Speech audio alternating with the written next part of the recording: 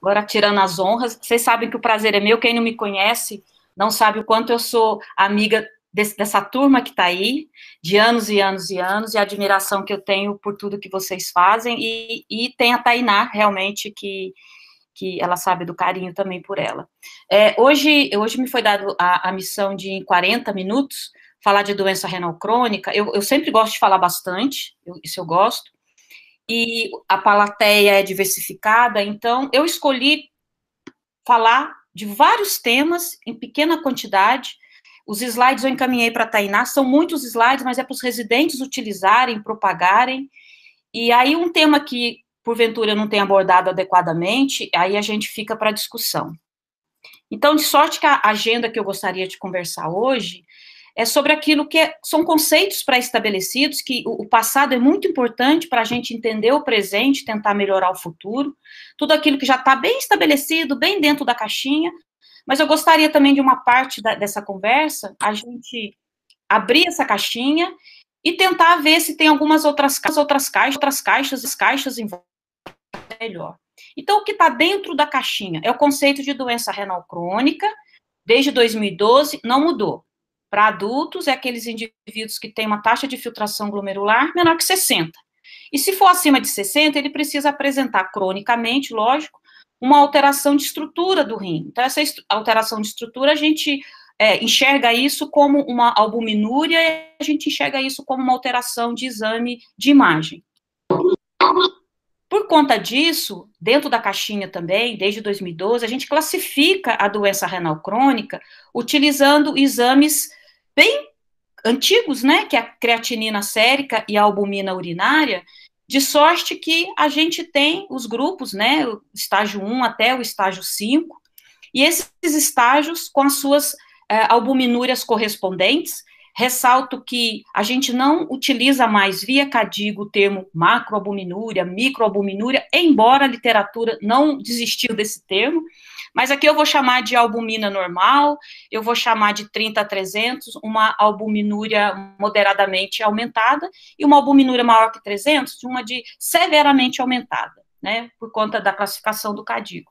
E aqui, verde, são aqueles indivíduos com o menor risco, tanto o risco cardiovascular quanto o risco de morte, e o vermelhinho são aqueles do outro lado que evoluem num risco muito maior, ou seja, quanto pior a minha função renal e quanto pior a minha albuminúria, vermelhinho, maior risco eu tenho. Mas tudo isso vocês já sabem. Se eu encontrar um indivíduo com função renal normal, com exame de urina normal, mas, por exemplo, uma imagem irreversível, como um rim policístico, também ele está categorizado como uma doença renal crônica. Muito bem. Por que a gente utiliza, então, a taxa de filtração glomerular menor que 60? Por que não é 50? Por que não é 70? Porque trabalhos também clássicos, aqui no New England 2004, mostra que a partir de 60 de taxa de filtração glomerular numa população adulta, que então varia de 18 até 100 anos, esse risco, tanto cardiovascular, quanto de hospitalização, quanto de morte, eles aumenta mesmo quando esse clearance, essa taxa de filtração rebaixa a menos que 60 ml por minuto. E nessa figura aqui de baixo fica fácil entender. Se eu coloco uma taxa de filtração maior que 60 como não risco, tudo que vem abaixo disso, tanto para morte, quanto para evento cardiovascular ou hospitalização, aumenta. Então, ponto, taxa de filtração glomerular menor que 60, explicado.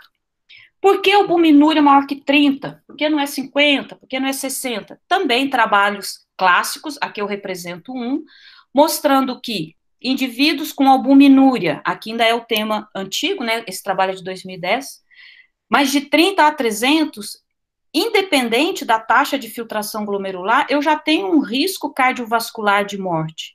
E se isso for também acima de 300 miligramas de albumina na urina, esse risco até duplica. Então, dados pré-estabelecidos. De sorte que, se a gente for examinar o conceito de doença renal crônica, eu vejo que é uma doença irreversível, progressiva, que acaba culminando com uma diminuição do tamanho desse rim por atrofia, esclerose e fibrose. Mas será? Será isso mesmo? Então, eu gostaria de abrir um pouquinho essa caixinha dos conceitos pré-estabelecidos. Nessa caixinha, a gente vê que existem praticamente 4 exames para avaliarmos a taxa de filtração glomerular. Aqui embaixo, a inulina e o oxol, que é uma fonte exógena, são esses 2 exames que a gente tem uma taxa de filtração glomerular medida, é o nosso padrão ouro, que a gente utiliza em teses, que a gente utiliza para testar algum exame, para ver o quanto ele é bom ou não, para avaliar a taxa de filtração glomerular. Mas para quem conhece, é um exame caro, você gasta mais de 6 horas no laboratório, tem que injetar uma droga. De sorte que nós temos a boa e velha creatinina e também a cistatina. A cistatina, eu sou da época que eu falava, meu Deus, tomara que a gente consiga um dia usar a cistatina. Hoje, a gente consegue usar, mas tem que pagar. É R$ 100 um exame desse. Mas são 2 exames que eu posso utilizar para fazer a taxa de filtração glomerular estimada. Muito bem, na prática clínica diária, que é a minha experiência, a gente não utiliza um clearance de inulina, então a gente vai na taxa estimada. Eu tenho creatinina e eu tenho cistatina. Creatinina é ótima, porque ela é de baixo custo. Qual que é o grande problema desse exame? Ele sofre efeito de idade, de sexo, de sarcopenia, tem alteração tubular. Então, eu sei que ele é um bom exame, mas como é o único que eu tenho, eu falo que ele é ótimo. A cistatina é uma outra proteína livremente filtrada. Ela é ótima, porque ela não sofre o efeito da idade, da raça, do sexo e nem da massa muscular. Creatinina deriva da creatina, já a cistatina não. Mas qual o problema da cistatina? O pior problema dela é que ela é muito cara. Mas ela também aumenta em condições de inflamação, aterosclerose, obesidade, que é um marcador bem importante e muito frequente nos pacientes portadores de doença renal crônica. Mas eu tenho hoje, na minha prática clínica, eu posso utilizar os 2. Aqui a nível de consultório e aqui a nível de programa público. Muito bem. Para quem usa só a creatinina, será que eu posso melhorar um pouquinho? Sim, eu vou utilizar as fórmulas. E olha que interessante, desde 71, a gente vem caminhando por várias fórmulas. Atualmente, pelo CADIGO, a gente utiliza o CKDEP. Todas essas fórmulas, elas têm constantes de sexo, idade, e ela tem alguns coeficientes variáveis que vão mudando um pouquinho mais uma fórmula e outra. E aí surgiu, recentemente, eu falo que é 2012, recentemente, porque poucas pessoas ainda utilizam, essa fórmula que é tentando achar algo melhor para idoso. É um estudo internacional de Berlim. Então, quando a gente utiliza essa fórmula com creatinina, com uma equação diferente para idoso, a gente vê aqui do nosso lado direito trabalhos tentando ver a performance dessas fórmulas. E se vocês olharem aqui bem no nosso cantinho à direita, a melhor performance em idosos, comparando fórmula usando creatinina, CKDEP e BIS, pode olhar BIS, BIS, BIS, BIS, BIS, BIS. Então, talvez a gente, para idoso, deva começar a olhar com bons olhos essa fórmula do BIS, usando creatinina, e eu chamo a atenção aqui na referência 22, Lopes e colaboradores, que é o grupo aqui da geriatria da escola, que tem assinatura também do Ricardo Cesso, que é um epidemiologista, nefrologista, e ele olhou indivíduos idosos com clearance menor que 60, e o BIS realmente se mostrou melhor que o CKDEP creatinina. Essa observação não foi tão importante em idosos com clearance maior do que 60. Eu sei que o N é pequeno, mas para os residentes, tentem de vez em quando olhar essa fórmula BIS, utilizando a creatinina, especialmente para indivíduos idosos, com déficit de função renal. Muito bem. E aí, para quem pode ter cistatina, então a gente olha a cistatina também no idoso, porque lembrar que um exemplo de sarcopenia são indivíduos de envelhecimento, não pelo envelhecimento em si, mas pelas comorbidades. Então, aqui também mostrando uma correlação de quando eu utilizo a creatinina e a cistatina, e aqui utilizando a fórmula do BIS, eu chamo 2, porque aqui eu uso a creatinina e a cistatina. Então, de novo, tem vários trabalhos na literatura, Ns não tão robustos, mas comparando essa fórmula com ioxol, né, que é o padrão. Então, parece que, para idoso, se eu utilizar creatinina barra cistatina, parece que ela é um pouco melhor de performance, ela se apresenta um pouco mais perto do padrão ouro. Muito bem, aqui a população geral, só para vocês olharem onde está essa seta vermelha, então, o que mais se aproximou do padrão ouro é o CKDEP, creatinina, cistatina, que aqui a gente está vendo população geral, eu não estou focando só idoso. Então, tem evidências na literatura, aqui está em laranja, que a forma provavelmente melhor para a gente utilizar é aquela onde eu coloco creatinina sobre cistatina, eu tento tirar o incômodo da diminuição de massa muscular e eu tento tirar um pouquinho o incômodo da inflamação na cistatina. Então, para quem pode utilizar, a gente faz essa correlação, especialmente a cistatina em indivíduos que têm massa muscular ou muito para cima, né, ou muito para baixo. Então, amputados, sarcopênicos, a cistatina, ela apresenta um bom marcador. Mas é muito caro, então a gente, por enquanto, para a SUS, a gente não tem. E aí vem uma outra pergunta, mas por que taxa de filtração 60, né? E olha que interessante, a história nos conta. Em 1949, é o primeiro trabalho onde eles utilizaram 70 homens sadios que se autorreferiam, eu sou sadio, eu não tenho nada.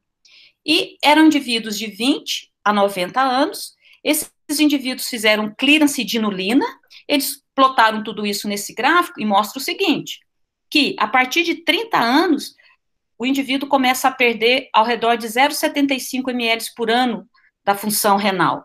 Com 40 anos, isso aqui vai para 0,82. E tem esse número cabalístico que todo residente sabe de cor, que depois de 50 anos de idade, a taxa de filtração glomerular diminui 1 ml por ano. Falei, meu Deus.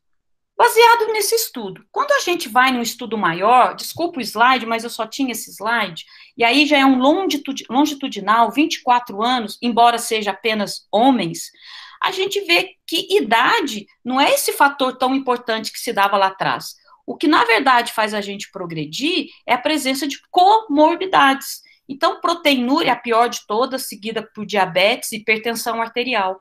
E note nessa linha verde, indivíduos que não têm comorbidade alguma, podem evoluir a vida toda, sem déficit de função renal. E aí eu tenho uma pergunta ótima. Quem falou que taxa de filtração glomerular é 120 ml por minuto? Aquele trabalho lá atrás, de 1949, que os indivíduos tinham os indivíduos jovens, de 122 ml por minuto. Mas quando a gente abre, especialmente trabalhos de doadores de rim, a gente vê que indivíduos jovens sadios podem ter taxa de filtração 105, 130. Então, quem disse para mim que tem que ser 60 e quem disse para mim que tem que ser 120? Então, esse artigo é muito interessante, porque baseado nisso, eles observaram que tem vários trabalhos na literatura que mostra que a mortalidade em indivíduos jovens, renais crônicos, ela já começa a aumentar quando o seu clearance está ao redor de 75. Então, o que esse trabalho propõe? Que a gente comece a classificar a doença renal crônica também pela idade. Ou seja, indivíduos que têm até 40 anos, que a taxa de filtração glomerular para dizer que é renal crônica não seja 60, seja 75. Aqueles com 40 a 60, que tudo bem, que seja 60 ml. Mas idosos com mais de 60 anos, que eles não têm, precisa mais ter 120, 130, o idoso, ele pode ter uma taxa de 100, de 90, que é normal para ele. O idoso tem cabelo branco, tem ruga, tem mancha, e o rim também não é mais 130. E aí sim, para esses indivíduos com mais de 60 anos, que DRC seja taxa de filtração glomerular menor que 45. Eu concordo com essa classificação, e se olharmos aqui, eu tirei aqui na linha de baixo, a história de idade, albuminúria e risco. Olhem aqui, idosos com clearance de 45 a 60 anos, sem albuminúria, né, importante, eles têm praticamente um risco muito pequeno de evolução para a doença renal crônica. O risco dele aqui é de doença vascular baseado na sua doença de base. Então, eu acho que essa classificação a gente pode utilizar, especialmente para a gente não falar que um idoso com clearance de 80, falar, você tem uma doença renal crônica, né? Eu acho que não há necessidade. Desde que não tenha proteinúria, porque eu estou dizendo sem dados importantes de proteinúria. Eu posso melhorar isso E aí é um dado ótimo. Isso aqui é um exame de urina moderno. É um exame, um estudo que começou em 2004, e aí eles publicaram em 2010, que é, na verdade, um screening proteômico da urina. A urina de pessoas normais, espero que a minha esteja assim, ela libera uma série de peptídeos. Mais de 5.000 peptídeos existem na urina normal de um indivíduo. E aqui nesse trabalho, eles propuseram um exame, que hoje é comercialmente possível, onde eles analisaram esses peptídeos em vários indivíduos normais, indivíduos com várias doenças e com vários níveis de doença renal crônica. Utilizaram uma eletroforese capilar, uma espectrofotometria de massa, e aí, pumba, muito legal. O exame ele chama CKD273. Eles encontraram, então, 273 peptídeos.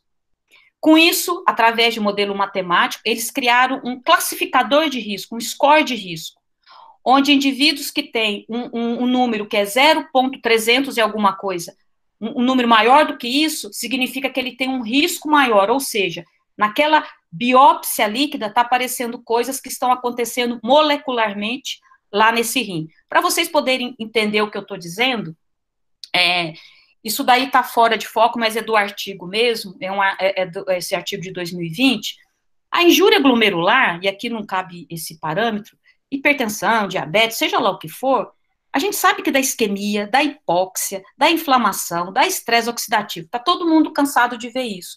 Isso se reflete na albuminúria e na diminuição de taxa de filtração glomerular. Mas antes de ter albuminúria, a gente sabe que lá dentro está acontecendo alterações moleculares por disfunção glomerular, tubular, endotelial, inflamação. Então, esses peptídeos na urina é o reflexo daquilo que está acontecendo antes disso virar aos nossos olhos uma albuminúria. Isso tem relevância, na minha opinião, sim. Aqui é um trabalho mostrando que eles já estão fazendo isso em diabético. Olha bem, diabético tipo 2, com uma função maior que 60 ml, que tem albuminúria leve. Dividiram esses indivíduos em 2 grupos. O grupo com score maior é aquele grupo que tem maior do que 0,343. E que ele considera um score baixo, quer dizer, um risco baixo, baseado na quantidade de peptídeo que está saindo, era esse menor que 0,343. E olha que interessante. Vocês olhando aqui no canto superior à direita, aí vocês observam que a taxa de sobrevida, ela é melhor em quem tem um peptídeo menor que 0,34.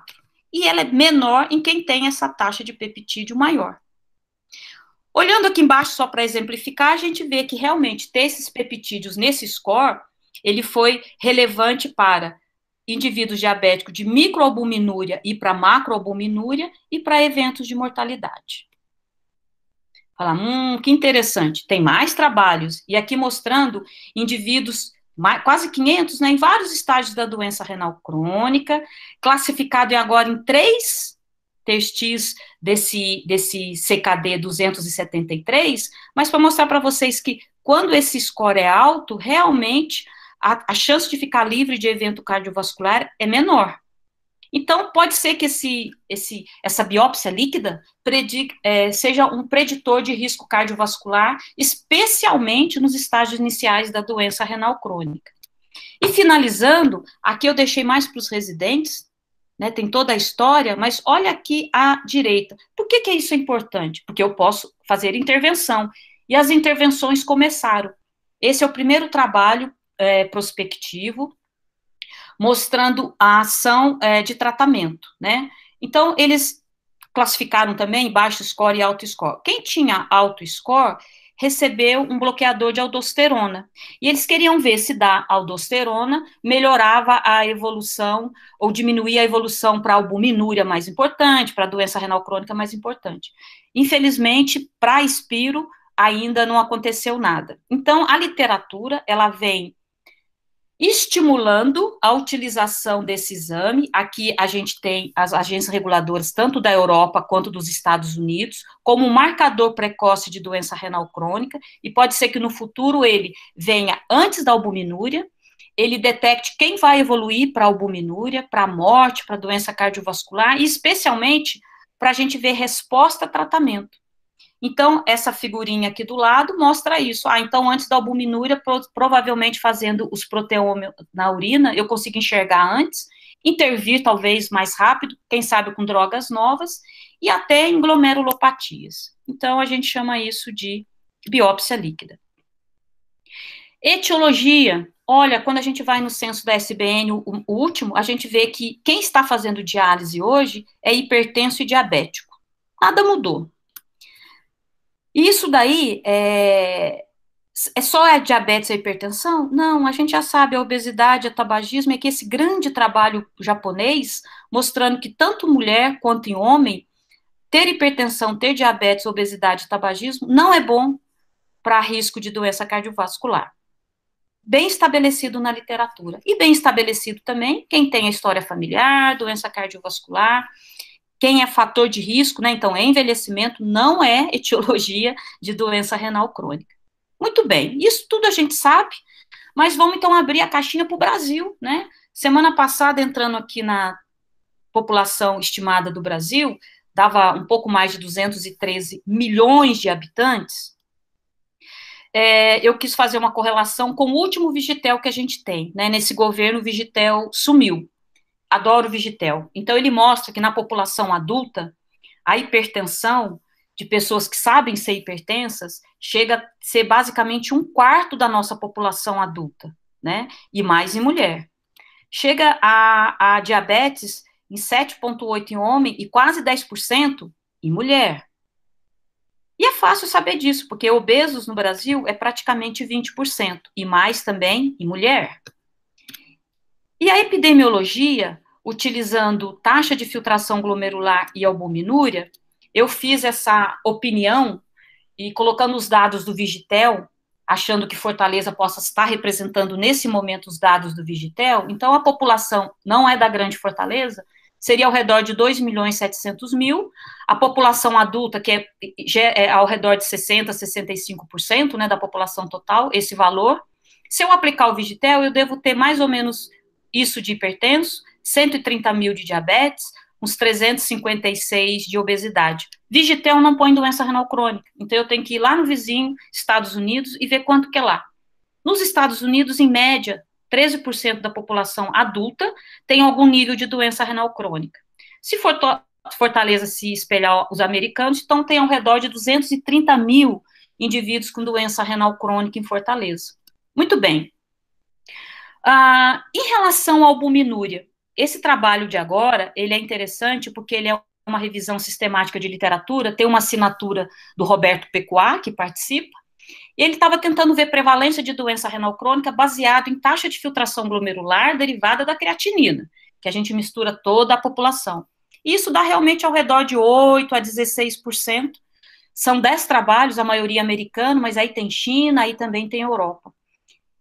E o que eles tiveram uma dificuldade enorme de ver é também a prevalência de albuminúria nesses indivíduos. Nossa, os desenhos são muito variados. Entretanto, o trabalho conclui chamando a atenção que nessa população, né, que não tem nada de brasileiro, em média, indivíduos que têm um risco moderado ou alto por conta da presença de albuminúria pode variar de 5% a quase 25%. Então, é para a gente fazer a classificação de doença renal crônica, para a gente continuar fazendo a presença de albumina na urina e também dar um olhar mais intenso ainda do que a gente dá para essa população que realmente a gente sabe que é um alto risco, enquanto a gente não tem os peptídeos urinários.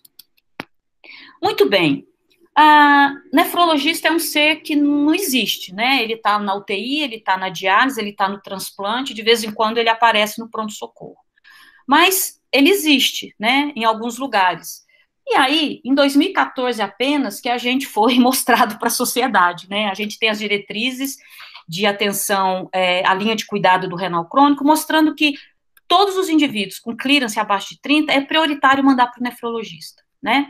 Eu concordo também com isso, mas é importante mandar para o nefrologista quem está evoluindo muito rápido, e muito rápido para mim é quem está perdendo mais de 4 ml por ano de taxa de filtração glomerular.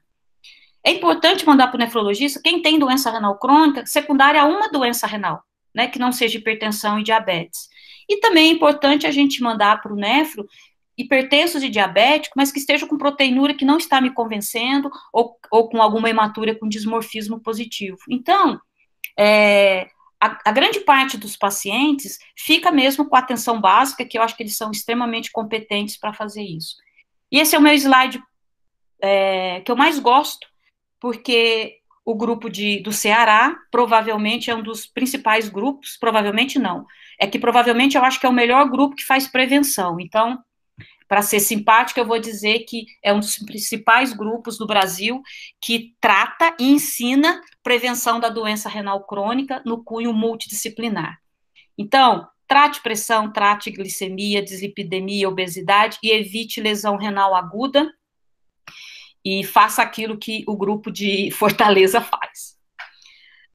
Progressão. Eu agora daqui para frente eu vou dizer para vocês o que a gente faz no nosso ambulatório de uremia. Ele existe há mais de 30 anos, ele foi aberto pelo Dr. Sérgio Draibe, por ele passaram estrelas como a Luísio, a Lilian Cooper, e hoje a gente tem a batuta da Maria Eugênia, e quem está trabalhando eu, e tem a Cíntia, né, que é uma ex-residente, agora pós-graduanda, mas também aí de Fortaleza. Então lá, a gente fica feliz quando o nosso renal crônico, diabético, hipertenso, idoso, evolui com menos de uma perda menor que 1 ml por ano. Eu fico feliz. Quando é maior do que isso, eu paro tudo para ver se a gente pode melhorar. E aquele indivíduo que está evoluindo com uma velocidade maior do que 4 ml por ano, é uma progressão rápida, a gente realmente tem que checar 3 vezes o que está acontecendo. Então, o manejo clínico, ele é multidisciplinar, ele precisa, aqui eu coloquei nutricionista só porque eu não consigo falar de todo mundo, até porque quem tem que dar aula de fisioterapia, de assistência social, de psicóloga, são eles que entendem, a gente não entende disso. Mas, saber alguma coisa de dieta, vacinação, retardar a progressão de doença renal, tratar comorbidades, identificar quadros de agudização, diagnosticar as complicações, o clínico geral, junto com a sua equipe, dá para fazer isso muito bem, né? Muito bem. E aí, o nefrologista, aí realmente precisa de uma mão maior, quando a gente diagnostica e trata as complicações da doença renal crônica, quando a gente tem que preparar por uma terapia renal substitutiva, ou quando a gente precisa preparar também para aquele indivíduo que não quer fazer diálise, a gente precisa oferecer um tratamento de suporte. Muito bem. Baseado nisso, isso é a minha opinião também, até 60 de clearance é trabalho clínico, né? Não tem o que falar aqui, é trabalho clínico. Quando esse clearance cai entre 45 e 59 no indivíduo eutrófico, então muito cuidado com a sarcopenia do idoso, aqui eu abro esse parêntese, a gente precisa tirar no mínimo a dieta hiperproteica. Dieta hiperproteica é acima de 1,2 gramas por quilo por dia. Então, lá no nosso ambulatório, esses indivíduos, a gente estimula a uma dieta normoproteica baixa, que é 0,8 a 1,2. E cuidado realmente, porque a gente ainda não tem como ficar diagnosticando sarcopenia, a gente está precisando aprender a fazer isso, e se a gente for ver hoje na geriatria, estão até preconizando dieta de 1,2 para evitar a fragilidade do idoso. Então, aqui eu preciso mesmo da nutricionista, eu tenho que tirar a dieta hiperproteica e eu tenho que passar pelo menos uma normoproteica baixa. Muito bem. A minha saudação ao grupo multidisciplinar, e eu saldo através da nutrição, mas estou saudando todas e todos. Aqui vira um item. Por que a nutricionista é importante? Porque é ela que sabe, ponto, né? E aqui, colegas médicos, muito cuidado com colher de café, chá.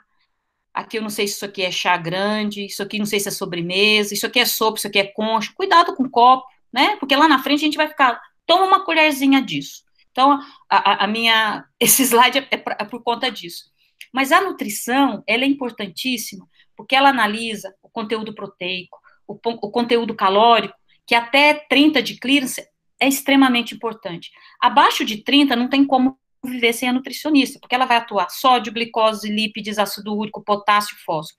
Ou seja, se tem um grupo que é fundamental na doença renal crônica, que facilita demais a nossa vida como nefrologista, é a nutrição. Drogas que eu não posso mesmo usar com taxa de filtração menor que 30. Eu não posso usar metformina, nem hidroclorotiazida, nem alendronato, nem inibidor do SGLT2, nem associar estatina com fibrato. Vou abrir um parêntese. Às vezes eu uso um pouquinho a metformina em clírace menor que 30, às vezes eu associo uma hidroclorotiazida, às vezes eu tento um pouquinho de alendronato, e a gente lá no ambulatório, a gente está começando a criar coragem e dar um pouquinho de inibidor de SGLT2 para clíris reduzido. Por quê? Porque esses pacientes voltam com a frequência que eu quero, com os exames que eu quero. Então, se eu puder ficar de olho nas consequências, eu posso ser um pouquinho mais flexível. Se a gente não tem isso, então é suspender mesmo essas drogas. Agora eu vou passar por vários itens, espero que não fale com muita rapidez. Glicemia, muito fácil, porque o Cadigo 2020, com esse desenho, fica muito fácil saber como que eu trato diabetes. O mínimo que eu tenho que saber é que todo paciente com clearance maior que 30 tem que oferecer metformina, que é uma terapia de primeira linha, tem no SUS. O inibidor, esse inibidor, o SUS, a Anvisa já liberou, a gente vai poder prescrever, só que ainda a gente não consegue prescrever em São Paulo. Então, nós estamos sempre conversando com o paciente, quem pode comprar, nós estamos associando esse inibidor para praticamente todo mundo, todos os renais crônicos com clearance maior do que 30, independente se é diabético ou não. Mas nesse momento ele precisa ser comprado.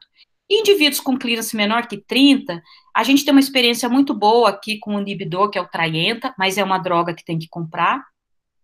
Mas também com as sulfoureias, que é a glicazida, né, e que tem de graça no SUS. Então eu consigo, quando eu não posso usar insulina, eu consigo ainda outros antiglicêmicos orais. Muito bem, qual é o alvo que a gente estipula na uremia? A mesma coisa. A gente trabalha lá entre 6 e 8, e lógico que quanto mais hipoglicemia ou menor expectativa de vida, a gente vai caminhando para 8 de alvo, e quanto menos isso, a gente vai querendo um alvo de 6 de hemoglobina glicada, tá bom? Da pressão arterial, a referência nossa também é muito recente, né? É o Cadigo 2021. Aqui eu queria chamar a atenção que a gente dá um valor enorme para a pressão que o paciente traz para nós de casa. Então, todos são estimulados a medir, eles medem, eles trazem, então, isso daqui é bastante importante. Mapa, quando eu posso, eu peço, para ver indivíduos que têm descenso noturno ou não, para poder melhorar um pouquinho a prescrição. Fora isso, pessoal, todo mundo que é hipertenso utiliza como droga de escolha, se não houver contraindicação, bloqueio do sistema renina-angiotensina, seja ele a losartana, que a gente tem aqui tranquilo, ou um enalapril de 12 em 12 horas, ou uma losartana uma vez por dia, seguida de um diurético, e, lógico, antes disso, melhoras de todos aqueles ambientes de qualidade de vida, especialmente uma dieta hipossódica. Depois do inibidor da ECA, ou do bloqueio do sistema renina-angiotensina, a gente vai usar aquela droga que o paciente precisa. Se ele não tiver uma doença específica, lá a gente utiliza bastante anlodipina, especialmente nos idosos, que é o que vocês fazem, sem problema nenhum. Agora começa a complicar um pouquinho, porque agora eu passo a não ter evidência. Na doença renal crônica urêmica, a gente tem um componente de hipertrigliceridemia importante. Nós temos uma diminuição do HDL e a gente tem um discreto aumento do LDL. De sorte que o ambiente urêmico, ele propicia um risco cardiovascular aumentado por conta dessa aterosclerose endotelial, certo? E dislipidemia é uma doença muito antiga. Aqui é a múmia de uma princesa de 35 a 40 anos, que agora eles estão fazendo esses exames 3D de imagem, mostrando que essa múmia, essa moça, ela já apresentava aqui uma calcificação de coronária direita e coronária esquerda. E aqui embaixo, a famosa moça que provavelmente tinha uma hipercolesterolemia familiar, Mona Lisa, que faleceu com 35 anos. Aqui a gente vê um chantelasma, provavelmente ela teve uma morte súbita por dislipidemia. Mas, no renal crônico não dialítico, né, e sem síndrome nefrótica, realmente a gente vai ver um triglicéridos um pouco alto, um HDL um pouco baixo e um LDL também um pouco alto. E se eu olhar aqui embaixo, quanto alto, né? Qual é a percentagem disso na população? Então, estágio 1 a 4, sem síndrome nefrótica, né? Com síndrome nefrótica não vale. Em média, esses indivíduos, uns 10% têm um LDL maior que 130, em média, 35% um HDL menor que 35, e uns 40% um triglicérides maior que 200. Aqui a gente já tem um problema, porque eu não gosto do Cadigo para dislipidemia, eu acho muito confuso, né? Então, o que a gente faz na nossa prática clínica diária? Eu utilizo o PCDT, né, que é o que dá os medicamentos gratuitos.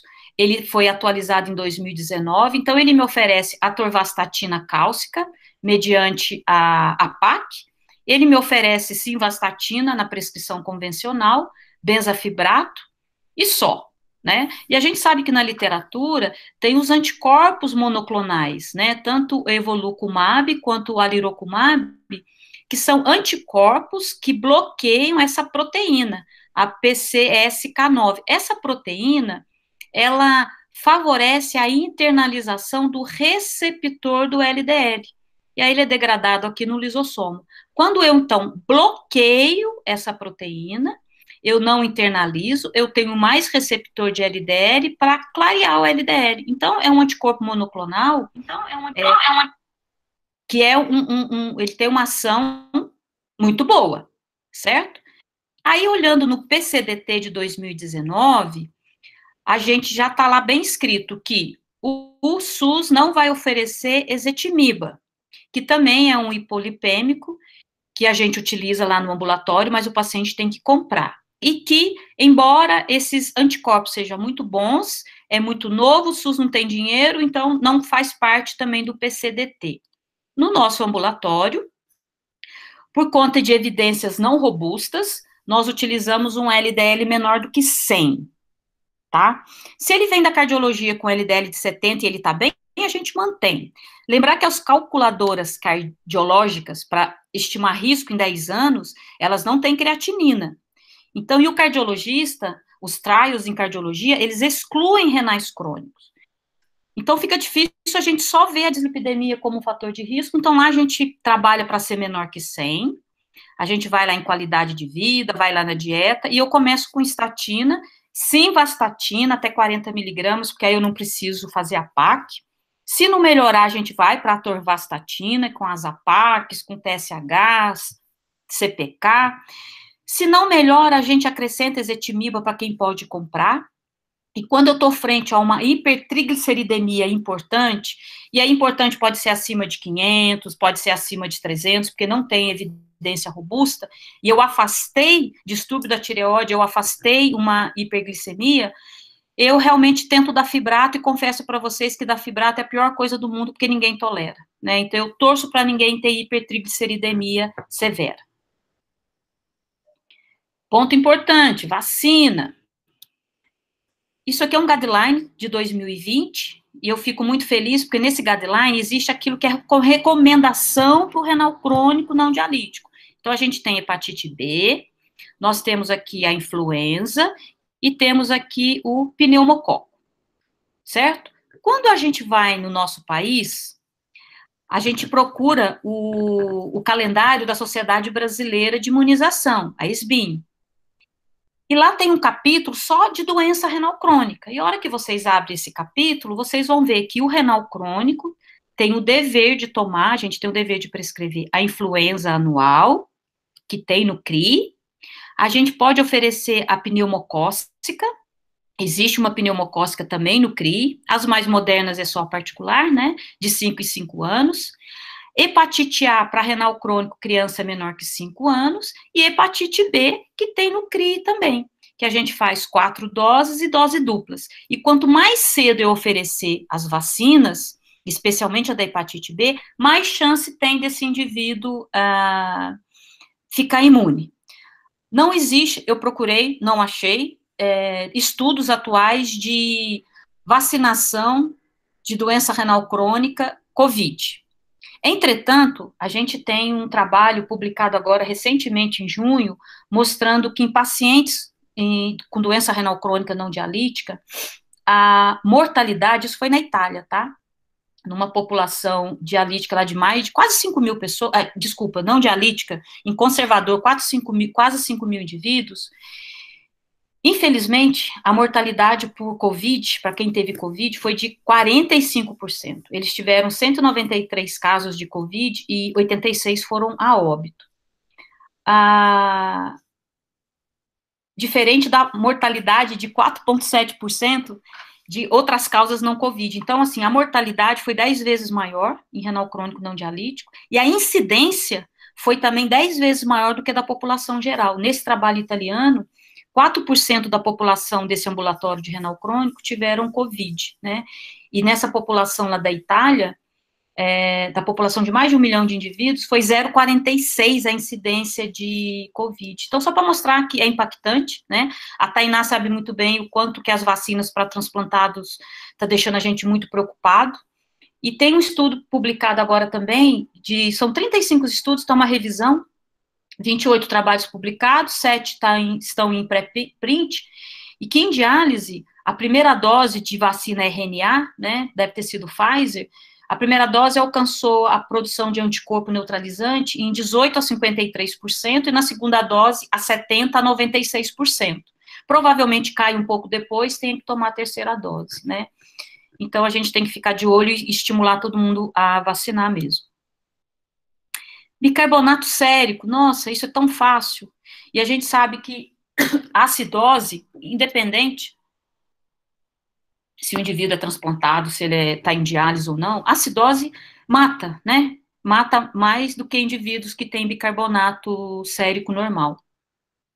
E esse trabalho aqui é interessante, que quem tem acidose e toma bicarbonato, olhando aqui à direita, nesse trabalho mostrou que parece que até diminui progressão um pouquinho, não dá edema e não altera a pressão arterial. Então, a acidose, ela precisa mesmo ser tratada.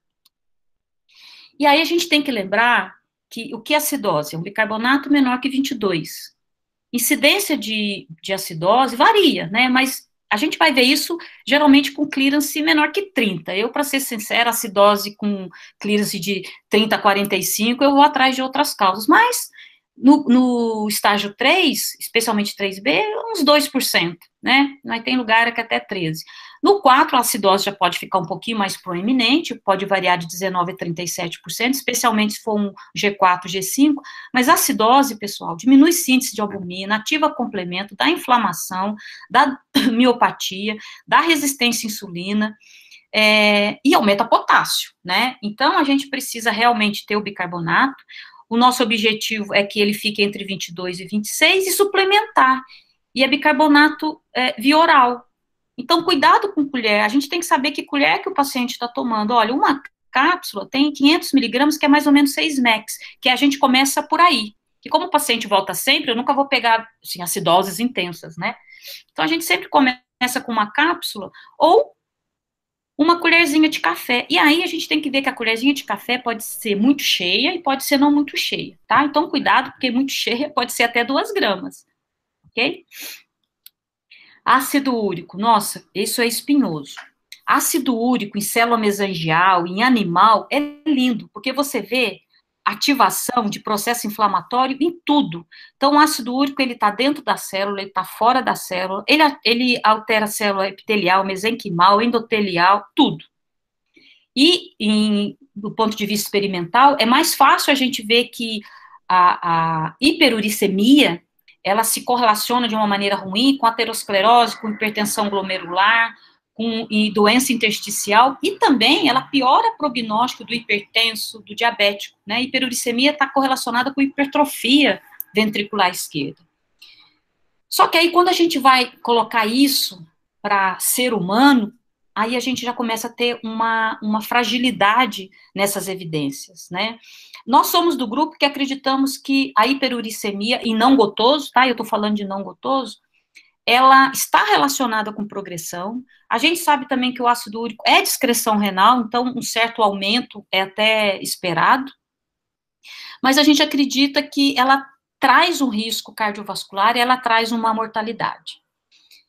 Então, quando a gente vai olhar hiperuricemia, eu fico de olho em tratamento. O que a gente tem no Brasil? Eu tenho alopurinol, que é uma droga de excreção renal. Então, Se eu estiver usando allopurinol, eu já tenho que abaixar a dose, porque é discreção renal, tá?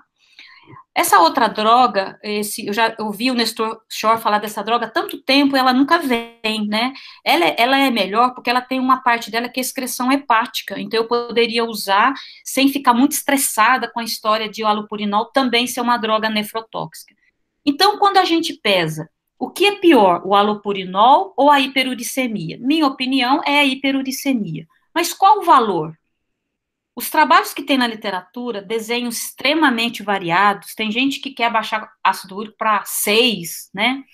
A gente não consegue ver uma evidência forte naqueles indivíduos renais crônicos cujo ácido úrico está entre 7, 9, 7, 10. Então, lá, por opinião nossa, a gente estipulou, o ácido úrico não pode ficar maior que 10.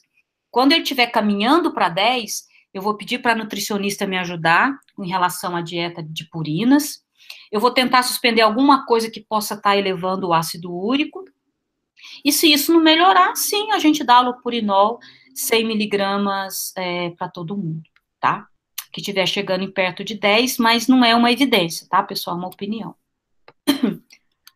Potássio não é aquele potássio lá do pronto-socorro, né? Que tá precisando passar um cateter e dialisar. Esse aqui é aquele potássio que vai subindo cronicamente. Então, nós temos que lembrar que tem muitas causas. Acidose metabólica é uma, né? Aqui eu não estou citando as mais importantes, não estão em ordem. Pode ser simplesmente um indivíduo que está precisando fazer diálise, né? Reduziu a excreção de potássio. O indivíduo que está comendo muito mais potássio do que deve. O indivíduo que está tomando drogas que facilitem o aumento do potássio. E também a constipação, né? Que é do ponto de vista prático que a gente acaba mais de olho. Hipercalemia, óbvio, né? Ela é risco de morte para qualquer indivíduo, não necessariamente só renal crônico. E esse potássio, ele passa a ser importante porque vem drogas novas chegando no mundo, e toda vez que tem alguma coisa nova, o Cadico se reúne e ele publica uma conclusão nessas suas conferências. E a gente tem uma de 2020, basicamente porque a gente sabe que potássio, ele traz risco, né? Então, o alvo que a gente preconiza no ambulatório é que um potássio seja menor do que 5. Quando ele está maior do que isso, a gente também aciona nutricionista, não culpando a dieta, que a Lilian Cooper fala muito bem. Não é a dieta, vai atrás das outras causas. Isso daí é prescrição médica. E ela está certa, porque infelizmente a gente usa bloqueador do sistema renina-angiotensina, a cardiologia manda os pacientes com espirulactona, a gente mantém, né, porque bloquear a aldosterona é bom para o coração. De sorte que muitas vezes a gente tenta corrigir a hipercalemia com essas duas ações, nutricional e causas dessa hipercalemia. Eu vou ser sincera para vocês, eu não lembro a última vez que eu prescrevi Sorcal no ambulatório. Acho que eu nunca prescrevi. O Sorcal, ele troca o potássio com o cálcio, mas a gente sabe dos efeitos do Sorcal, né? Ele pode até dar uma perfuração intestinal. Então, por conta disso, tem drogas novas chegando, tem o Patiromer e tem o Zircônio. Então, qual é a luz no final do túnel? Tem o Lokelma, que foi agora recentemente colocado como uma droga permitida no Brasil, não para o SUS, quem quiser pode comprar. Então, ele vem com o nome de Lokelma, e ele é bom porque ele abaixa o potássio, e aí pode ser que eu não precise tirar o bloqueador do sistema renina-angiotensina, pode ser que eu possa continuar dando bloqueador da aldosterona, e isso seria muito bom para o paciente, tá? Então, já tem o registro, quem sabe no futuro a gente comece a prescrever para alguns casos no ambulatório. Anemia. Dados que são importantes. Hemoglobina menor que 10 aumenta a mortalidade e aumenta a hospitalização. Estudo do Locatelli de 2004. Então, a gente não discute isso. Até 1989, todo mundo aqui que é da minha idade tratava anemia na diálise com transfusão. Mas aí, em 1989, foi lançado a eritropoetina, que é a mesma que a gente usa até hoje, né? Muito boa. Em 2001 foi lançado um novo estimulador da eritropoese, que é a darbopoetina, e em 2006 o Mircera, que no Brasil ele não é utilizado. Muito bem. E aí, a gente teve, então, com os medicamentos, os alvos, né? Quando a gente não tinha medicamento, era deixar a hemoglobina em 8, com transfusão. Então, esse alvo, ele passeou, né, por vários anos. O que a gente utiliza hoje é ainda as diretrizes que nós escrevemos em 2014. A minha hemoglobina alvo, ou seja, aquela que eu quero ter depois que eu usar a eritropoetina, tem que ficar entre 10 e 12. Se ficar 11,5, para mim tá ótimo. A saturação do ferro tem que ficar acima de 20% e a ferritina maior que 100. Então, a gente utilizou as normas internacionais e nós criamos a nossa regra. Baseado nisso, então, o que nós temos no Brasil são os agentes estimuladores da eritropoese, que para nós, lá no ambulatório, é apenas a eritropoetina. Então, residentes de plantão, a gente tem que utilizar aquilo que a SBN preconiza, enquanto não muda, tá? Não é aquilo que os Estados Unidos utilizam, até porque Estados Unidos não utiliza eritropoetina, ele usa darbopoetina, e a Europa não usa eritropoetina, ela usa Mircera. Então, país do terceiro mundo, nós, a Rússia, a Índia, que utiliza a eritropoetina. E a dose que cai em prova é essa daqui, é 20 a 50 unidades quilo dose, e eu posso dar essa dose em até 3 vezes na semana, ok? Eu posso ver também o perfil da B12 e o perfil do ácido fólico, são as únicas 2 vitaminas que podem me interferir além do ferro. Muito bem, então o que eu tenho que fazer em relação à anemia? Primeiro, o que é anemia? É todo indivíduo homem com hemoglobina menor que 13 e toda mulher com hemoglobina menor que 12. Lá na clínica médica, anemia, vocês vão ver hemólise, verminose, perdas sanguíneas. No ambulatório, também, tá? Então, grande parte dos pacientes que estão com hemoglobina menor que 13 ou 12, se for mulher, eu também vou avaliar isso. Eu não culpo o rim, hipótese nenhuma.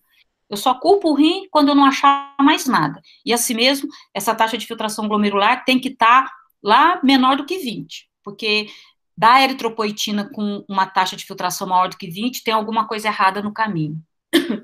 Então, eu mantenho essa saturação maior que 20, às vezes à custa de albendazol, tá? Um bom albendazol é ótimo para verminose e melhora uma anemia ferropriva. E a hemoglobina tem que ficar maior do que 10. Entretanto, um indivíduo com clearance maior do que 30, não é para ele ter 10,5 de hemoglobina. Vocês podem também ir atrás de outras causas. Quando é que eu trato? Eu suplemento ferro quando está menor do que 20. Via oral. A gente não faz nada EV nem intramuscular na uremia para preservar vaso.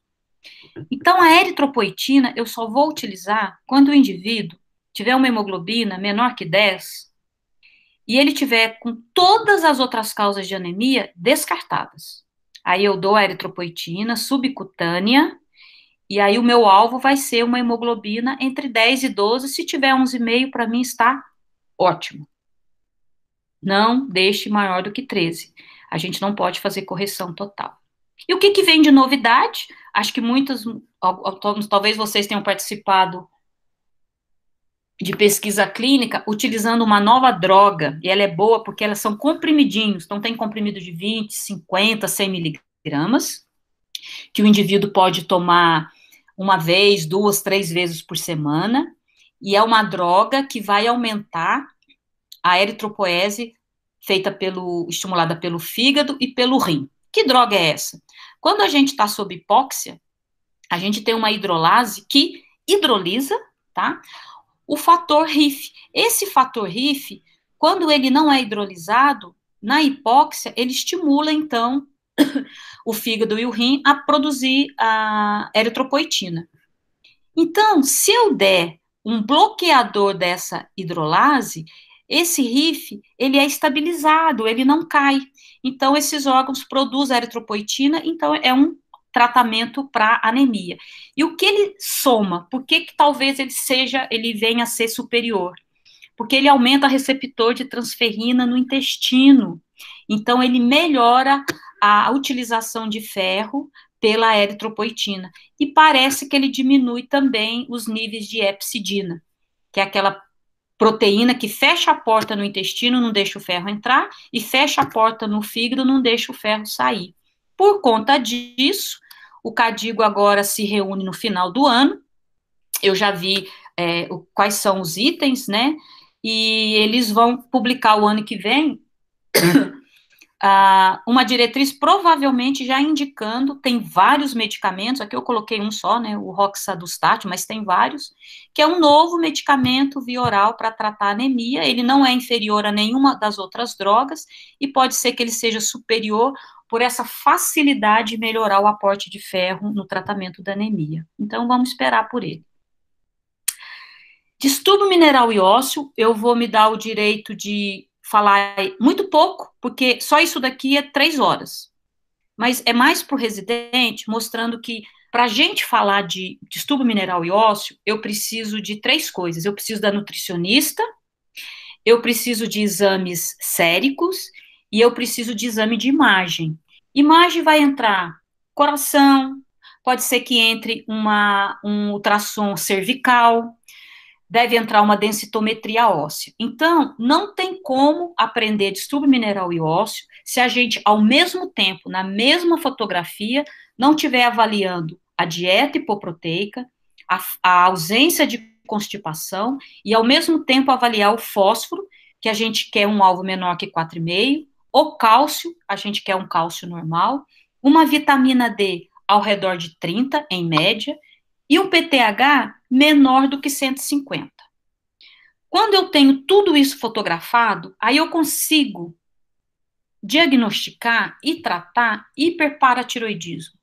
Hiperpara pode ser secundário à hipovitaminose D, hiperpara pode ser secundário a adenoma de paratireoide, ele pode ser secundário também à doença renal crônica. Mas lembrar que o indivíduo que tem uma taxa de filtração menor do que 30, ele até pode ter um aumento do PTH. Mas a gente vê esse hiperpara mais quando o clearance está chegando perto de 15. Então, a gente vai rotular como hiperpara secundária à doença renal crônica, igual anemia, depois que eu descartar todos as outras possibilidades. A gente pode voltar nisso para discussão. O que é muito estressante para o nefrologista? Esse fósforo que sobe quando diminui a taxa de filtração glomerular, infelizmente, ele não só fica no sangue. Ele vai lá para uma célula vascular, tem um receptor pi do sódio, e ele é amiguinho desse receptor. Então, ele entra com a porta aberta por esse canal de sódio, se aloja na média do vaso, e aí o vaso olha o fósforo e fala, meu Deus, eu sou um osteoblasto, eu não sou uma célula muscular.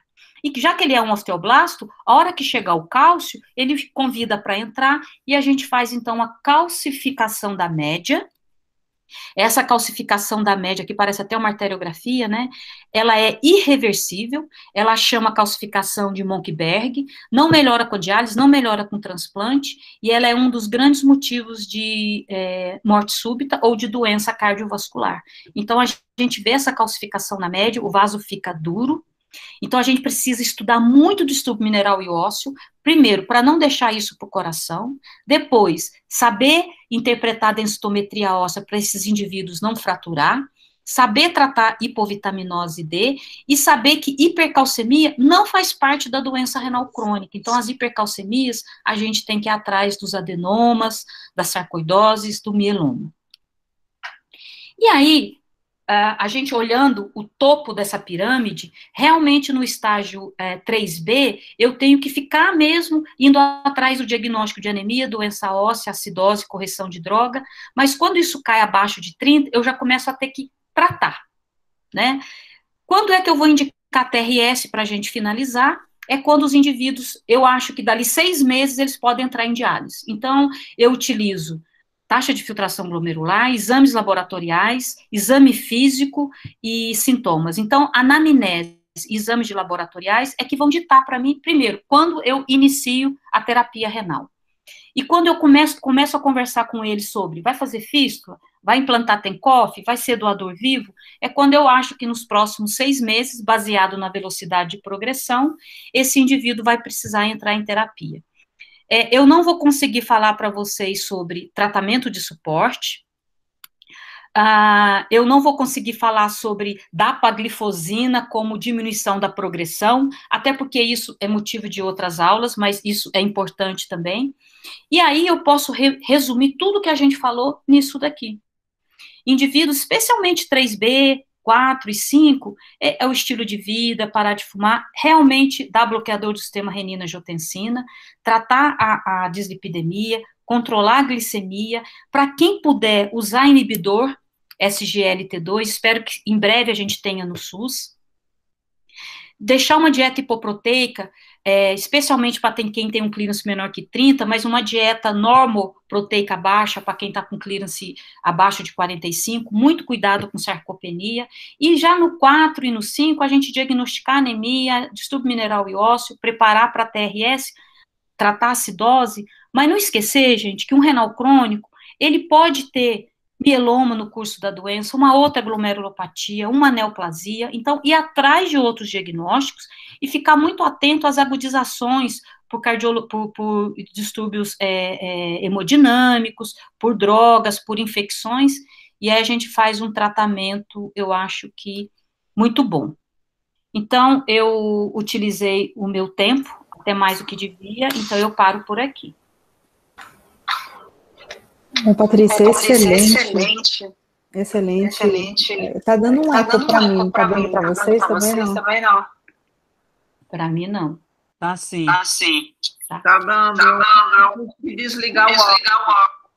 Eu não sei quem pode controlar isso aqui. Parou. Normalizou? Normalizou. É o seguinte, Patrícia, quando a Tainá estiver falando, desliga. Alô? Acho que agora melhorou, né? Pronto. Bom, quem alguém, excelente aula, Patrícia, excelente, muito bom, muito prático, né? Muito dia a dia do ambulatório de doença glomerular, ou de DRC. E eu queria começar com uma pergunta antes do pessoal começar se aquecendo aí. Eu tenho algumas perguntas aqui, mas eu vou começar pelas coisas mais práticas. Um é assim, desde que eu era residente, eu ouço a história do ketosteril. E eu vejo que esse é um assunto que continua persistente nos congressos, sempre está ali, ele persiste, né? É um fármaco que está ali ainda persistindo como uma opção. A minha dúvida é, vocês que trabalham com uma nutricionista ali na cola, que aliás é uma coisa que eu invejo absurdamente, é vocês terem uma nutricionista perto de vocês, é uma coisa que precisa no paciente com DRC. Como é que vocês manejam isso se vocês ainda fazem ketosteril? Essa é a minha primeira pergunta. Tá, respondendo. O ketosteril, ele continua nos congressos porque ele custa 3, 4 mil reais. Certo? Então, ninguém está lá no congresso falando de alopurinol. Então, ketosteril, sim. A gente utiliza no ambulatório quando a gente tem doação? Sim. Porque nenhum paciente nosso tem condição de comprar. Mas qual eu acho a vantagem do ketosteril para tratamento de suporte? Eu acho ele fantástico.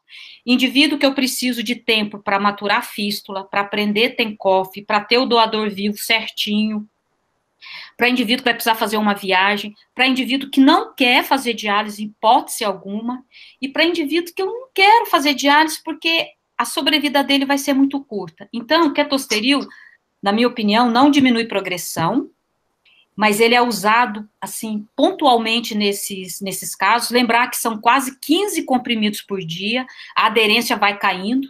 Então, e quando eu uso o ketosteril, eu diminuo proteína para 0,3. Então, com isso, eu estou diminuindo caloria. Então, eu preciso injetar caloria. Goiabada, farinha.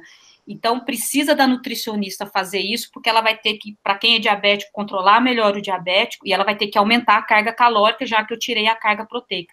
Então, ele tem a sua ação, infelizmente, a gente não tem no SUS. Mas para quem pode comprar, eu acho que isso é o grande tchan do ketosteril, por isso que ele nunca vai sair de moda. Perfeito. Vanessa? Oi, doutora Patrícia, tudo bom? Oi, você tá boa? Olha aí os filhotes. Tudo bem. Eu queria perguntar, acho que a senhora não entrou em detalhes por causa do tempo da aula, sobre o tratamento de osteoporose na DRC. Como é que a senhora faz? Você sabe que agora a gente tem quarta-feira, para vocês ficarem com inveja, quarta-feira, eu e a Cíntia, a gente pega os casos cabeludos do ambulatório e fica 2 horas batendo papo com a Aloísio. A gente mostra para ele só os exames e fala assim, professor, o que o senhor faz? A gente começou a fazer isso e agora os residentes querem participar. Então, osteoporose, com a minha ignorância toda, eu já conseguiria falar 1 hora. Então, lembrar o seguinte, hoje na uremia, a gente está pedindo densitometria óssea para todo mundo que tem mais do que os seus 50 anos. Primeiro, a gente precisa aprender a ver densitometria óssea.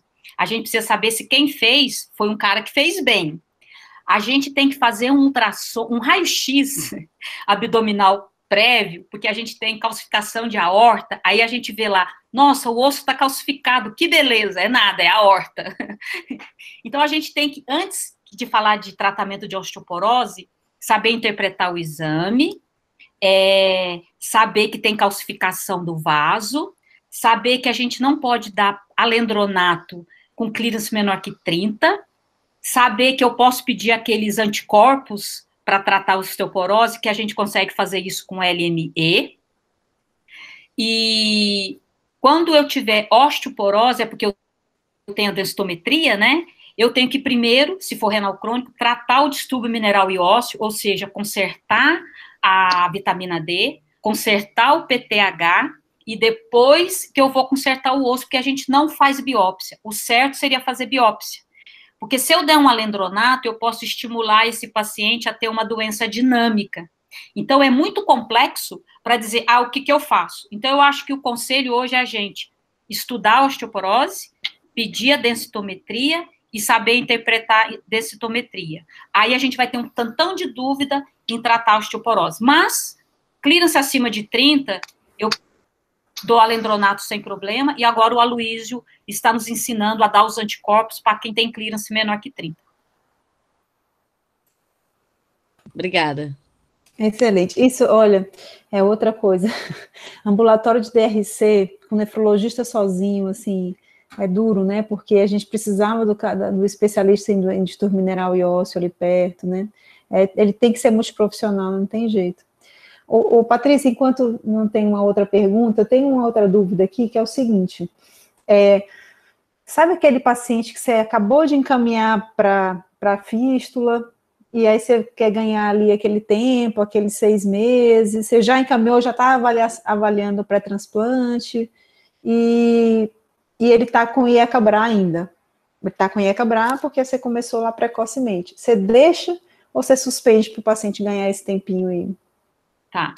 É bom que tem um trabalho, né, esse ano do New England, mostrando até quando eu dou BRA. E o trabalho mostrou, a conclusão dele é que o BRA não mata ninguém, né? Então, a gente da hipótese que BRA é forever.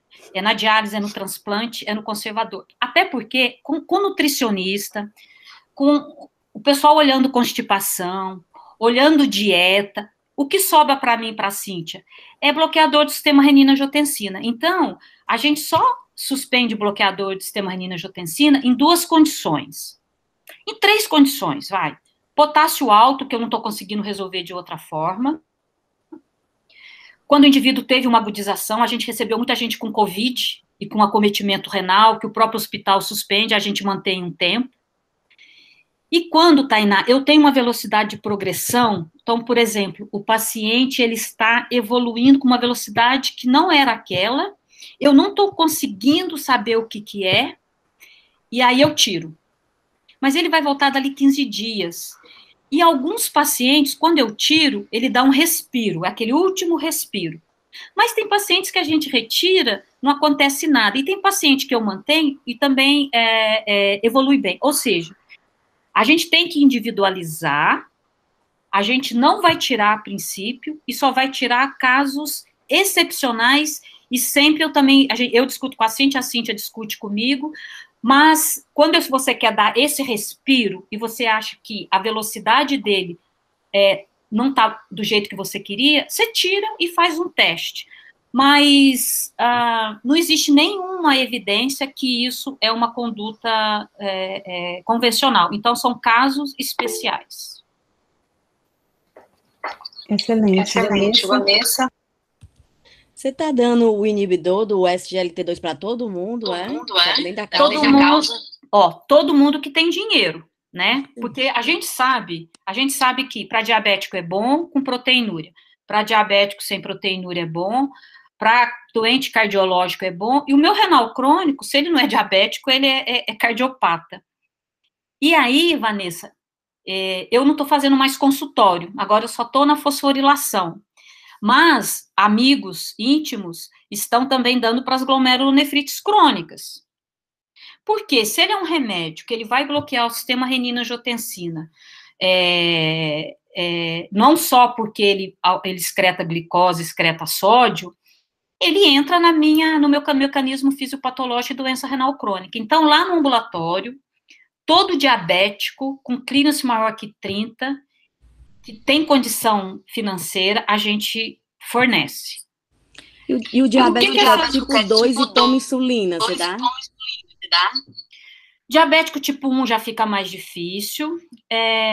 Diabético tipo 2 começa a ficar um pouco mais difícil porque tem que ganhar dinheiro, como diz o outro. Só que eu vou falar da insulina, geralmente o diabético tipo 1, ele vai estar usando insulina. Quem está lá no ambulatório e tem um clearance até 30, até onde eu posso dar a dapaglifosina, eu já vou falar da dapaglifosina, a gente está dando a metformina, a gente está dando glicazida, a gente dá o Traienta. Então, a gente insuliniza mais aqueles com clearance menor que 30, que eu já não posso dar o inibidor, certo? Não, eu falo naquele caso que o paciente toma insulina já porque não está controlando só com hipoglicemia oral. Então, isso que eu estou falando para você. Esses casos, lá no ambulatório, eles são em menor número, porque até 30 de clearance a gente controla a maioria com antidiabético oral, certo?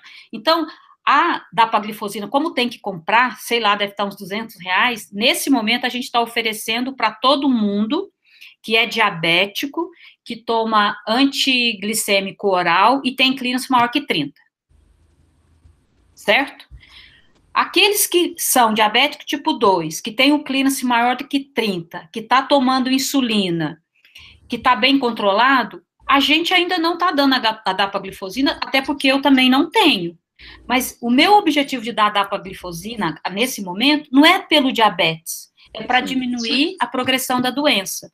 Quando tiver ele no SUS, liberado que eu possa prescrever, eu acho que a gente vai começar a dar, e vou te falar uma coisa, lá, a Maria Eugênia, ela conduziu um trabalho desse, e ela viu que 25 de clearance, 20 de clearance, já tem trabalhos mostrando que você pode ir até lá.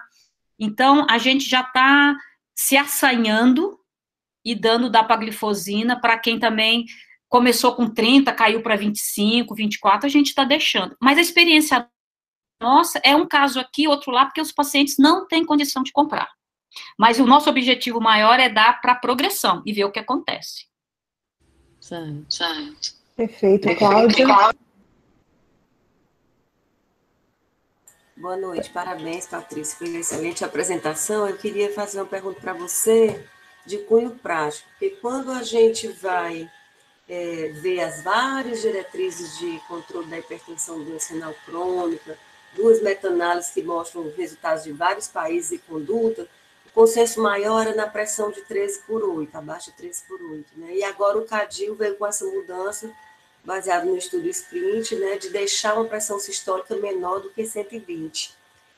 E eu queria saber se você está perseguindo esse alvo já na prática, né? E se isso não está, assim, se tem algum efeito negativo, né? De piora da função renal transitoriamente, porque às vezes a gente pega mais pesado do que o que deveria. Enfim, eu queria ver a experiência, porque quer queira, quer não, a gente fica naquela resistência de deixar o paciente com a pressão menor que 120, que já vinha um outro alvo há bastante tempo. Eu queria ver o que você tem encontrado na prática. Eu concordo com você, tanto é que lá está escrito, o CADIL coloca 12/8, e depois, na hora que a gente lê o texto, ele vai falar, se tudo bem, se não tiver nenhuma contraindicação. Lá no nosso ambulatório, mais da metade dos nossos pacientes são idosos, então eu não uso 12/8 para eles, então de cara, mais do que 50% a gente deixa 13/8, e aí eu avalio fragilidade, porque de repente vai até 14/8, a depender da fragilidade. Agora, aqueles que vêm na da Giana, tudo jovem, GNC, que já até vem de lá com alvo de 12/8, esse eu caminho com 12/8, até porque ele já vem, mas ele tem que ser basicamente um GNC, com um eco que tá bom, bastou ter diabetes, fragilidade, idade, na verdade, idade do vaso, né, a gente está deixando 13/8. Mas sem dúvida nenhuma. Eu me preocupei muito com essa diretriz, até porque você vai ter que passar isso, porque as pessoas estão informação. E ainda não tem um manejo, né? Então, assim, eu não estou muito certa de usar isso, talvez só mesmo no jogo. Eu acho, e toda vez que eu converso, a gente não mudou no nosso protocolo, e quando vem os residentes, porque vem residente, a clínica toda gosta de passar no ambulatório, aí eu falo, pessoal, quando vocês forem ler CADIGO, ou vocês leem ele inteiro, ou não leia. Esse negócio de ler só aquele sumário, e aí chega o residente, é 12/8, eu falei, você leu o sumário? Porque no sumário tem as evidências, mas a gente tem que ler aquilo que não é para aquilo. Então, idoso, não. Quem tem um distúrbio de vaso, não. Mas a GNC, a GNC eu já usava. Lembra, pacientes com glomerulopatia, com clínice abaixo de 60, tá lotado, né? Porque GNC é o que mais tem. Todos eles são renais crônicos e lá a gente deixa 12/8. Então, 13/8 a nossa meta, e se for jovem, quiser ficar uns 12/7, sem problema nenhum. Mas eu também fico com 13/8, por enquanto. Tá joia. Obrigada. Doutora Beth? Patrícia, primeiro, parabenizá-la, a apresentação foi realmente sensacional, eu acho que os residentes vão aproveitar bastante aí, né, porque a prova está aí em cima, e você deu várias dicas, assim, bem atualizadas e excelentes. Patrícia, em relação à prática mesmo de ambulatório, né, então seriam duas. Porque você falou aí do alopurinol com nível de ácido úrico de 10, você iniciaria o alopurinol, né? Assim, porque é o mais barato, é o que a gente tem no mercado. Aí eu pergunto para você, qual é o clearance, até que clearance eu posso usar 300 miligramas? Porque, assim, a ideia é diminuir para 100, por causa da baixa do clearance. Você usaria 300 até 30 ml de clearance ou com 60 você já reduzem? Então, é assim, o nosso alvo de ácido úrico, se for gotoso, aí o nosso alvo é 7, como se fosse para gotoso. Então, quando o indivíduo é gotoso e tem um clearance maior do que 30, a gente trata olhando a gota menor do que 7, porque senão precipita mesmo, e aí ele pode tomar até 300 miligramas. Perfeito. Se ele não é gotoso, é só lembrar aí também para os residentes que muitos deles vão apresentar hiperuricemia 7, 8, 9... E a gente usa alopurinol com 10, porque não tem trabalho mostrando que acima de 10 é ruim. Se a gente assistir a aula da Marilda, que é uma pessoa que estuda muito ácido úrico, ela até deu uma aula aqui na atualização pela Sonesp, a Marilda, que é uma expert, ela acima de 8, ela já está propensa a começar a dar um alopurinol se não melhorou com dieta, né? E tudo baseado em opinião, e a opinião dela, para mim, é bem forte. Então, com gota, só lembrar para os residentes que é o valor mesmo, 7 para homem, e sem gota, a gente deixa 10, a Marilda, por exemplo, é 8 e pouquinho. Perfeito. E só em relação ainda ao bicarbonato, porque, assim, 22 ainda é um bicarbonato aceitável, né? Exatamente quando você já entra precocemente, e esse nível de 2 gramas de bicarbonato, que é a de café, é pouco. Mas, assim, a gente fica com medo de dar mais por conta da hipertensão, de edema, né? Então, qual é, assim, seu nível de segurança que você fica confortável? Ótimo. Então, assim, a gente tem uma facilidade também, eu já estou deixando a Tainá com inveja, esse é meu intuito. Todos os nossos exames laboratoriais vão para o Hospital do Rim, né? Que, para quem conhece, é padrão Fleury. Então, a gasometria, a gente faz a gasometria venosa, a gente sempre olha o PCO2, para ver se é um cara fumante, alguma coisa assim. Mas, então, o nosso bicarbonato a gente valoriza muito, porque ele realmente é coletado num ambiente intra-hospitalar e que basicamente não tem erro.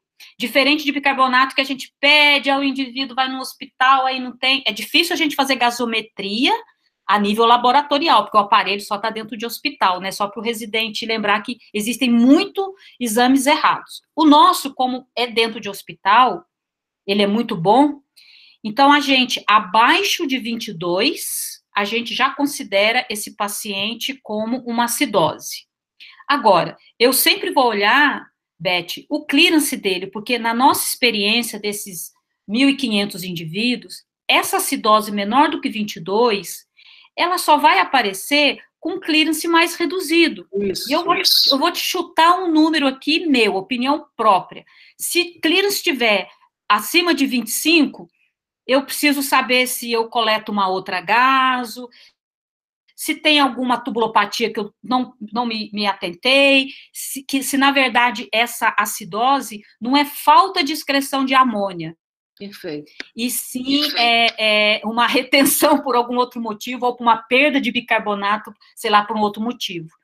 Então, como a gaso nossa é muito boa e a gente pode repetir o exame, então se o clearance me convence, e é uma acidose de 20 a 22, eu vou dar, para ser sincera, eu gostaria muito de dar um comprimidinho de 500 miligramas que tem 6 mEqs. E a gente começa com uma colherzinha de café rasa. Se for uma menor do que 20, eu falo, então o senhor pode tomar ou uma de café cheia ou 2 de café rasa. Na próxima vez que ele retorna, como o clearance é mais rebaixado, no máximo, estourando, dali 3 meses, ele está assim. E a gente sempre toma o cuidado dele não estar hipervolêmico, ele não vai estar, né, mas uma descompensação cardíaca ou hipertenso para também introduzir. Embora tem um trabalho que eu mostrei que diz que o impacto em edema, em aumento da pressão, ele não é um risco importante, mas a gente sempre olha. Mas o mais importante na prática é na hora que o residente perguntar, meu senhor, quanto que o senhor está tomando? Pelo amor de Deus, faça ele desenhar a colherzinha na frente, porque esse que é o grande erro. Colher, e de repente é uma colher de chá, que aí tá dando uma quantidade exorbitante. Mas a de cafezinha pequenininha para manter. E outra coisa importante, é 22, mas se tiver 24, para mim tá ótimo. Então a gente, na próxima consulta, reduz um pouco mais, não é para ficar 27 e 28. Ok, obrigada. Nossa, Patrícia, muito obrigada. Só posso agradecer, foi excelente, assim, excelente mesmo. DRC é uma coisa muito curiosa, porque é o nosso super dia a dia, assim, mas todo dia a gente se depara, assim, com um casinho mais tricky, assim. Essa semana eu tive um caso interessante, que era um paciente que tinha um estádio 4, 3B4, e que tinha acidose inesperada para aquela função renal, mas aí quando a gente foi ver, era um diabético, um potássio alto, provavelmente uma TR tipo 4, então você sempre tem alguma coisinha ali junto, eles são muito complexos. A Silvana, que tem ambulatório de DRC, que o diga, assim, né, e atende aos montes no mesmo dia, e são pacientes muito ricos. Aí também para os residentes, que eu sempre gosto eu sempre aproveito oportunidades, e realmente lembrar que tem um CADIGO de 2015 que ele publicou sobre tratamento de suporte para o indivíduo com doença renal crônica. Lá ele tem a ênfase de quando tirar da diálise, quando não pôr da diálise, ok, né? A gente está muito longe de fazer isso. Mas eles estão pedindo, desde 2015, que todo mundo leia esse CADIGO de 2015, e que a gente comece a colocar, implementar o suporte no transplante, na diálise e no conservador, especialmente vendo qualidade de vida e decisão compartilhada, tratando sintomas, tratando dor, vendo hipotensões, hipoglicemias. Então, tratamento de suporte é uma coisa que a gente tem que começar a fazer e dar o primeiro passo, igual quando a gente começou a dar insulina bedtime. Se você não sabe tratar diabetes, dá 5 unidades à noite, é o primeiro passo. E a última coisa para os residentes também prestar atenção é cheirar o caso. Mulheres têm 6 a 8 vezes mais chance de ter adenoma de paratireoide do que homem. Então, se vocês estiverem no ambulatório de doença renal crônica, com uma tendência à hipercalcemia, se for mulher, peça um ultrassom cervical, porque vai vir adenoma, aí vocês dão Sinacal 7, o paciente fica ótimo. A gente hoje, a gente utiliza muito Sinacal 7 no ambulatório, porque a gente vai atrás de todo o adenoma, a gente vai atrás de toda a hipercalcemia, e por incrível que pareça, tudo aquilo que a gente procura, a gente acha. Então, eu e a Cíntia, a gente está achando muito adenoma, a gente está achando osteoporose, por isso que a gente teve que chamar o Aloysio para nos ajudar a tomar essas condutas.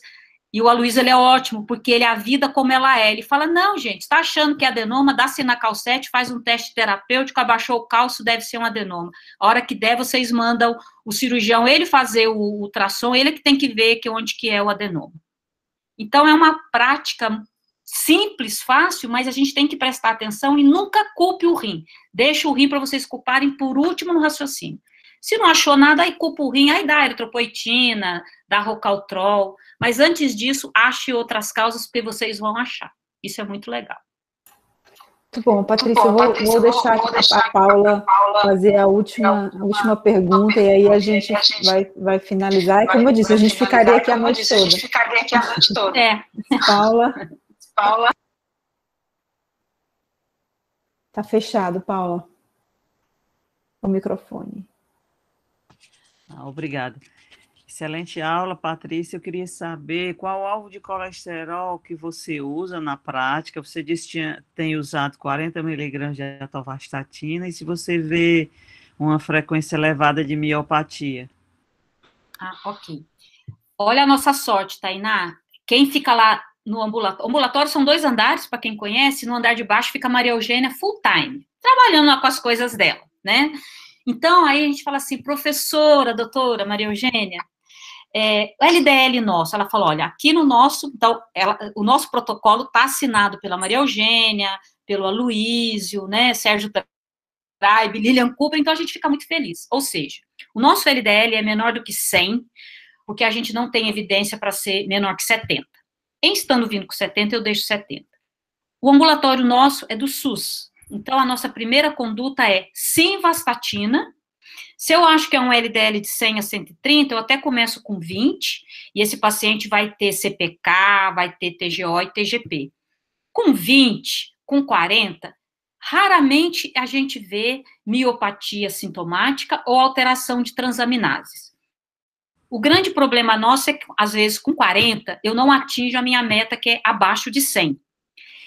E outra coisa, eu não tenho dinheiro para ficar pedindo TSH, CPK, TGO para mandar para o SUS com frequência. E aí o paciente também tem que voltar a cada 3 meses para fazer a PAC. Por isso que a gente dá a simvastatina, porque ela é ótima, é barata, aliás, é de graça no SUS e não precisa a PAC. Mas quem não melhora com 40, a gente não aumenta. A gente vai para a atorvastatina, e se estava tomando 40, eu já vou para a atorvastatina 40. E a gente tem a autonomia de ir para 60 e para 80. Então, tem pacientes nossos tomando 80 de atorvastatina, e a gente vai seguindo a CPK. Alguns pacientes, óbvio, a gente tem que tirar. Hoje mesmo, um paciente com 10 miligramas de Simva teve miopatia, só que ela está com 170. Eu falei, vamos fazer um acordo? Simvastatina dia sim, dia não?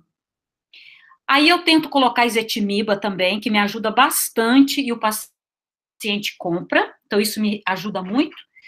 E quando o risco maior é hipertrigliceridemia e colesterol, eu chego a fazer, em raríssimos casos, segunda, quarta e sexta, um cheirinho de estatina, que os residentes não me escutem, e terça, quinta e sábado, um cheirinho de fibrato.